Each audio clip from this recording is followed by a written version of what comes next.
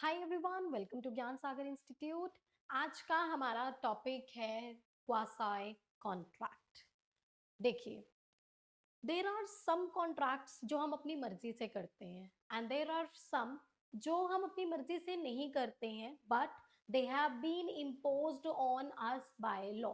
जो लॉ ने हमें खुद दिए हैं या हमारे ऊपर इम्पोज किए हैं, चाहे हम चाहें चाहे हम ना चाहें, but we have to follow them. यानी कि ऐसे ऑब्लिगेशंस जो लॉ ने क्रिएट किए हैं, वो कॉन्ट्रैक्ट तो नहीं है, but in respect to every property of contract law वो कॉन्ट्रैक्ट को रिप्रेजेंट करते हैं, रिजेंबल करते हैं। इसीलिए कॉन्ट्रैक्ट एक्ट में इन सेक्शंस को क्वासाई कॉन्ट्रैक्ट के साथ साथ certain relation resembling those of contract के नाम से भी जाना जाता है। इसमें मेजरली हम 68 से लेकर के 72 सेक्शंस तक कवर करते हैं, यानी कि टोटल आपके 5 सेक्शंस हैं जो इस चैप्टर का पार्ट है। ये बहुत ही इंपॉर्टेंट टॉपिक है किसी भी कॉम्पिटिटिव एग्जामिनेशन के लिए, जहां पर भी आपका कॉन्ट्रैक्ट लॉ आता है। तो देखिए, इसका बेसिक मैंने आपको बता दिया है। बेसिकली इसे हम दो तीन नामों से जानते हैं। पहला आपको पता लग ही गया है, certain relations resembling those created by contract. दूसरा इसका नाम है quasi contract. The word quasi means as if it were, मतलब ये क्वासाई कॉन्ट्रैक्ट का मतलब है ऐसा कॉन्ट्रैक्ट जैसे कॉन्ट्रैक्ट होता है। बेसिकली इसे हम कॉन्ट्रैक्ट नहीं कहते, बट ये एक तरीके का कॉन्ट्रैक्ट ही है। तीसरा जो नाम इसे हम दे सकते हैं, that is law of restitution, क्योंकि यहाँ पे दोनों पार्टीज को ही बराबर समझा जाता है और रिस्टोर बैक किया जाता है as if no harm has been done to any party. उसके बाद फिर जब आपका एक और इसे नाम से जाना जाता है, that is contract against unjust enrichment. That means कि कोई भी पर्सन किसी के भी लॉस से रिच नहीं बनेगा। देख लेते हैं। देखिए, लॉ ऑफ रेस्टिट्यूशन तक it is very much clear to you. Principle important है इसका, प्रिंसिपल ऑफ इक्वालिटी पर ये सारा का सारा कॉन्ट्रैक्ट आपका डिपेंडेंट है, क्योंकि यहाँ पे दोनों पार्टीज को ही हम इक्वल समझ रहे हैं। एंड प्लस हम कह रहे हैं अनजस्ट एनरिचमेंट नहीं होगा at the expense of another, मतलब आप किसी और को गरीब करके खुद अमीर नहीं बन सकते। ये आपका इसका प्रिंसिपल है। जो यहाँ पे रेस्टिट्यूशन का प्रिंसिपल हम यूज करते हैं, that is your quantum meruit. इसका मतलब होता है as much as is earn. That means कि what are we restoring, what are we restoring? We are restoring the benefits that the person has enjoyed to the other person as well, ताकि उसको ये ना लगे कि उसके साथ कोई भी लॉस हुआ है। आइए इन्हें डिटेल में एक एक करके समझ लेते हैं। सबसे पहले हमारा जो सेक्शन है, दैट इज सेक्शन 68। देखिए, section 68 talks about necessities supplied to incapable persons. Basically हम यहाँ पे इनकैपेबल पर्संस में माइनर को, लुनाटिक को काउंट करते हैं। यानी कि आपकी रिस्पॉन्सिबिलिटी है किसी इनकैपेबल पर्सन को मेंटेन करना, and that incapable person is supplied by another with necessities, and those necessities which are suited to his life conditions। that means आपकी रिस्पॉन्सिबिलिटी बनती है किसी को मेंटेन करना, बट उसे मेंटेन आप नहीं कर रहे हो, आपकी जगह उसे कोई और मेंटेन कर रहा है, and with such facilities and necessities जो उसकी लाइफ कंडीशंस को सूट करती हैं। तो यहाँ पे आप रिम्बर्समेंट क्लेम कर सकते हैं। कौन करेगा क्लेम? जो कर रहा है उसे सप्लाई विद द नेसेसिटीज। देखिए, एक बच्चा है, पढ़ने के लिए उसे फोन चाहिए, आपने उस बच्चे को फोन लाकर दे दिया। कौन सा फोन? सवाल हमारे सामने ये है कि आप उसे कौन सा फोन ला कर देंगे, नॉर्मल फोन या आईफोन, मतलब एंड्रॉयड, और बेसिकली हम एप्पल की बात करें, आप उसे एंड्रॉयड फोन ला के देंगे या एप्पल का फोन ला के देंगे? अब क्यों, हमें देखना पड़ेगा उसकी लाइफ कंडीशंस। अगर वो शुरू से आईफोन चलाता रहा है तो आप उसे आईफोन सप्लाई कर देंगे, otherwise it will be Android, क्योंकि हम बेसिक नेसेसिटीज की बात कर रहे हैं। आई रिपीट, लग्जरी आइटम्स इसमें काउंट नहीं होती हैं, हम सिर्फ बेसिक कंडीशंस की ही बात कर रहे हैं। प्लस जो आप रीइंबर्समेंट क्लेम करेंगे कि मैंने इस इनकैपेबल पर्सन को ये चीज सप्लाई की थी, वो आप उस पर्सन के फादर से नहीं करेंगे, उस पर्सन की मदर से नहीं करेंगे, यहाँ तक कि उस पर्सन से भी नहीं करेंगे। आप क्लेम कहाँ से करेंगे? माइनर की properties. Only property is liable, minor की प्रॉपर्टी से आप सब कुछ क्लेम करेंगे, पर्सन से कुछ भी क्लेम नहीं किया जाएगा। ये था सेक्शन 68। इसके बाद आता है आपका सेक्शन 69।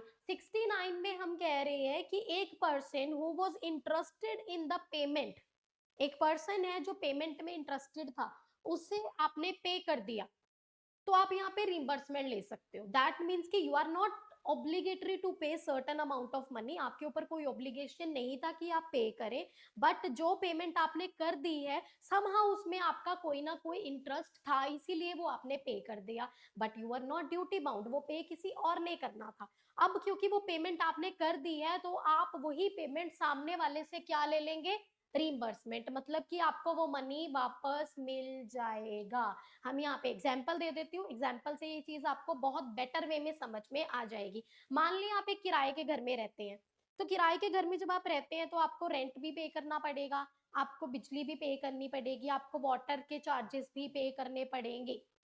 अब सवाल हमारे सामने ये है, जो आपका लैंडलॉर्ड था उसने म्युनिसिपल टैक्स पे नहीं किया था, इसीलिए जो म्युनिसिपल कॉर्पोरेशन वाले हैं वो आपके पास आ जाते हैं और आपको बोलते हैं कि घर खाली करें क्योंकि इस घर का इतना टाइम का टैक्स पे नहीं हुआ था, तो आप लोगों को घर छोड़ के जाना पड़ेगा। अब सिंस उस घर में रह आप रहे थे और आपका अंदर बहुत सारा सामान था और आप इमीडिएटली घर को खाली करके नहीं जा सकते थे, तो इसीलिए आपने क्या किया, जो भी लैंड टैक्स था वो पे कर दिया। अब as a tenant was it your responsibility to pay the taxes? No, वो लैंडलॉर्ड की पेमेंट थी, बट आप उस पेमेंट में इंटरेस्टेड थे इसीलिए आपने वो पे किया है। अब वो सारा का सारा पेमेंट आप अपने लैंडलॉर्ड से रिम्बर्समेंट ले सकते हैं, वो सारा पैसा आपको वापस मिल जाएगा। Same is the case with water bill, electricity bill. मान लीजिए कि वाटर बिल जो है वो आपके लैंडलॉर्ड ने पे करना था और उन्होंने नहीं पे किया, और वो वहां पे आ जाते हैं आपका कनेक्शन कट करने कि अब आपको कनेक्शन कट करेंगे क्योंकि आपने पे नहीं किया है, और आप सारा बिल पे कर देते हो, तो वो सारा का सारा अमाउंट आप अपने रेंट से डिडक्ट कर सकते हो। This was all about section 69। देखिए यहाँ पे कॉन्ट्रैक्ट हमने कोई बनाया नहीं है, बट ये कॉन्ट्रैक्ट लॉ ने आपको बना दिए, ये ऑटोमेटिकली कॉन्ट्रैक्ट हो गया आपके और लैंडलॉर्ड के बीच में कि आप उसके रेंट में से वो पैसे काट लेंगे या फिर वो आपको वापस करेगा। ये कॉन्ट्रैक्ट आप लोगों ने आपस में नहीं किया कि ऐसा कर लेते हैं ऐसा होगा, ऐसा कर लेते हैं ऐसा होगा, ये हो गया क्योंकि ये लॉ ने कहा था कि ऐसा होना चाहिए तो हो गया। अगला है आपका सेक्शन 70। 70 एंड 71 बोथ आर छोटे छोटे section, are very important too. अब देखिए 70 सेक्शन जो है वो आपका यहाँ पे बात कर रहा है obligation to pay for benefit out of non gratuitous act. देखो एक्ट दो तरीके की होती है, एक होता है ग्रेटिटुअस एक्ट, एक होता है नॉन ग्रेटिटुअस एक्ट। ग्रेटिटुअस एक्ट होता है जो आप फ्री फंड में करते हो, मतलब किसी की हेल्प के लिए कर दिया, फ्री में कर दिया, बिना किसी मॉनेटरी बेनिफिट के जो भी आप एक्ट करते हो दे आर ग्रेटिटुअस, जैसे सोशल सर्विस। लेकिन जो भी बाकी चीजें रह गई आपकी जिनके लिए हम पे करते हैं वो होती है नॉन ग्रेटिटुअस। अब अगर आपने किसी नॉन ग्रेटिटुअस एक्ट का फायदा लिया है तो आपको उसके लिए पे करना पड़ेगा, चाहे आप पे करना चाहते थे चाहे नहीं चाहते थे, बट आपको पे तो करना पड़ेगा। फॉर एग्जाम्पल, आप सड़क से जा रहे थे, आपको एक चौक क्रॉस करके आगे जाना था, आपने देखा कि इतना चलना पड़ेगा, ऑटो जा रहा था, आपने ऑटो रोका कि आगे उतार देना, ऑटो वाले ने आपको बिठा लिया और आप भी बैठ गए हो। अब जब आप ऑटो से उतरे तो ऑटो वाले ने आपको इतना डिस्टेंस जितना आपने कवर किया उसके चार्जेस मांगे, क्या आप मना करोगे देने से? चलो ऑटो वाले ने नहीं मांगे, is it your duty to pay the amount? थी ड्यूटी। अब ऑटो से उतरे हो, आपने ऑटो सर्विसेज ली हैं, ऑटो वाले ने आपको फ्री में नहीं बिठाया था, ऑटो वाले का मतलब आपको बिठाने का ये था कि ऑटो वाला वहां तक के पैसे लेगा ही लेगा, it was a non gratuitous act by the auto driver, तो आपको पे करना पड़ेगा। तो ये है आपका section 70। coming to the section 71, that is most important, finder of goods, responsibility of finder of goods। देखो सड़क पे पड़ा हुआ बहुत सामान आपको मिल जाएगा, हमें कितनी चीजें मिल जाती हैं, कुछ भी मिल सकता है, मतलब कुछ भी एनीथिंग, आपको सड़क पे कुछ भी रखा हुआ मिल गया, पड़ा हुआ मिल गया, तो क्या वो चीज आपकी हो गई? एक तरीके से हम कह देते हैं कि हाँ ये चीज मेरी हो गई क्योंकि ये सड़क पे मुझे पड़ी हुई मिली है। लेकिन जब उसका मालिक आ जाएगा तब आपको वो चीज वापस करनी पड़ेगी, इसीलिए हम इसमें एक लाइन यूज करते हैं, that means finder of goods is the owner against whole world except real owner, यानी पूरी दुनिया के लिए चीज के मालिक आप हो, लेकिन असली मालिक को छोड़ के। अगर उसका रियल ओनर पता लग जाता है कौन है, तो वो चीज आपको रियल ओनर को वापस करनी पड़ेगी। और जब तक उसका रियल ओनर नहीं मिल जाता, तब तक आप सामान की रिस्पॉन्सिबिलिटी कैसे लोगे? बेली। आप सामान को bailee, in the capacity of bailee आप उसका टेक केयर करोगे। आपने सामान को पेरिश होने से रोकना है। हाँ, लेकिन अगर पेरिशेबल है तो आप उसको बेच सकते हो, फिर वो जो भी प्रोसीड्स होंगी वो आपको ओनर को पे बैक करनी पड़ेगी। इसमें सिर्फ आप एक चीज कर सकते हो कि जब आपको ट्रू ओनर मिल जाएगा, तो आप अपने जो भी आपने ओनर को ढूंढने का खर्चा उठाया होगा, वो सारा का सारा खर्चा आप वापस लेके फिर सामान हैंड ओवर कर सकते हो। एक्स्ट्रा आपको कुछ नहीं, आप नेसेसरी एक्सपेंसेस जो भी इंकर है आपने किए हैं, the expenses incurred by you in finding the real owner will be reimbursed to you by the real owner. वो आपको रियल ओनर वापस कर देगा।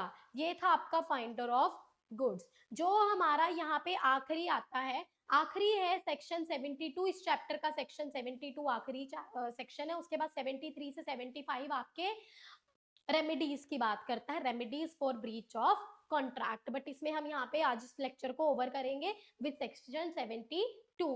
इसमें देखिए बेसिकली यहाँ पे क्या हम कह रहे हैं, एक पर्सन है जिसको गलती से आपने पे कर दिया, या तो मिस्टेकली, या फिर दूसरा वर्ड भी आप देख सकते हो यहाँ पे हमने लिखा हुआ है कोएर्जन। कोएर्जन होता है डरा धमका के, जोर जबरदस्ती से आपने किसी से पैसे ले लिए हैं, या अंडर मिस्टेक आपको पैसे पे हो गए हैं, तो वो पैसे आपको वापस करने पड़ेंगे इन दोनों केसेस में। यानी कि अगर गलती से या जोर जबरदस्ती से, कोएर्जन, मिस्टेक। कोएर्जन के ऊपर वाला लेक्चर आपको हमारी वीडियोस में मिल जाएगा, आप ज्ञान सागर इंस्टीट्यूट को सर्च करेंगे तो आपको उसमें मिल जाएगा। मिस्टेक और कोएर्जन दो ही केसेस दिए हुए हैं। अगर इन दोनों केसेस में किसी ने आपको पे कर दिया है जो वो पर्सन पे नहीं करना चाहता था, मतलब he was not suppose to pay you that money, but गलती से या कोएर्जन में उन्होंने पे कर दिया, तो आपको वो पैसे वापस करने पड़ेंगे।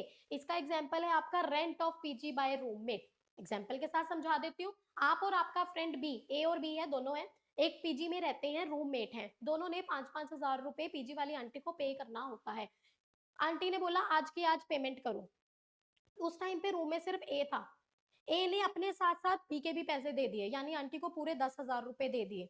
मैसेज तो बी को भी मिला था कि आज के आज पैसे देने हैं। उसने क्या किया, उसने अपने 5000 रुपीज अलग से आंटी को दे दिए। अब पीछे वाली आंटी के पास 15 हजार जा चुके हैं, यानी ए ने आंटी को 5000 रुपए अंडर मिस्टेक पे कर दिए हैं कि बी ने पे नहीं किया था, इसीलिए मैं उसका भी पे कर देता हूँ। अंडर मिस्टेक उसने ये पेमेंट कर दी थी, तो अब पीजी वाली आंटी को वो 5000 रुपए वापस करने पड़ेंगे। ये है आपका सेक्शन 72। अब आप इन सारी चीजों में आपने एक चीज कॉमन देखी होगी कि यहाँ पे कॉन्ट्रैक्ट हुआ नहीं है, कॉन्ट्रैक्ट ऑटोमेटिकली लॉ ने कर दिया। जैसे पीजी वाली आंटी और ए के बीच में, ए के पैसे आंटी के पास एक्स्ट्रा गए हैं, बी को हम साइड कर रहे हैं क्योंकि बी का बीच में कोई रोल ही नहीं है।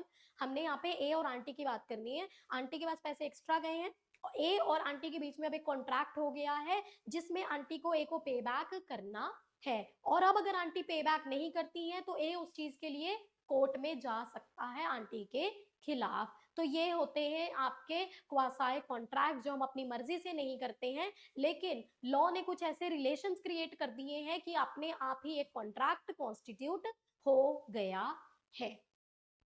कोई भी डाउट है तो आप कमेंट सेक्शन में अपना डाउट लिख सकते हैं। Thank you so much for watching.